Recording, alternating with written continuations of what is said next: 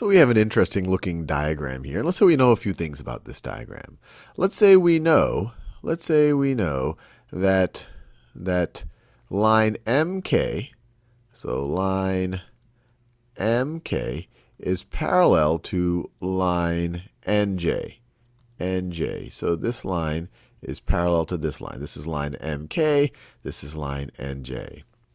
Now, given that and all the other information on this diagram, I'm hoping to prove that the measure of angle, this angle right over here, LMK, is equal to the measure of this angle right over here. And this angle is L, we could call it angle LNJ, is equal to the measure of angle LNJ. Or another way of writing this, the measure of LMK is B, and the measure of LNK is A. So we want to prove that B is equal to A using all of this information that we know. And like always, I encourage you to try this on your own before I walk through it. All right, so let's walk through it. So the first thing you might see is, okay, look, I have a triangle formed up here. And actually, let me sketch out. So I have this triangle MLK. And what do we know about angle, the measure of the angles of the interior angles of a triangle? Well, the measures of the interior angles of a triangle are going to add up to 180 degrees. So we know that B, which is the measure of this angle, plus the measure of this angle, plus C, plus the measure of this right angle, so it's going to be plus 90. So let me write it plus 90 degrees is going to be equal to, this is some of the measures of the interior angles of this triangle.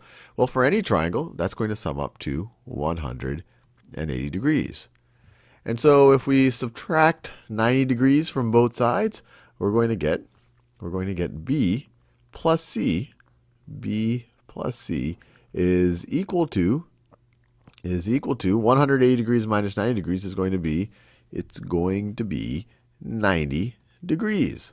Or if we wanted to write B in terms of, or if we want to solve explicitly for B, we could subtract C from both sides, and we could write B is equal to 90 degrees minus C. 90 degrees minus C. All right, so that's interesting. So that's one way of expressing B. Now, can we express A in a similar way? And once again, at any point you get inspired, I encourage you to do that.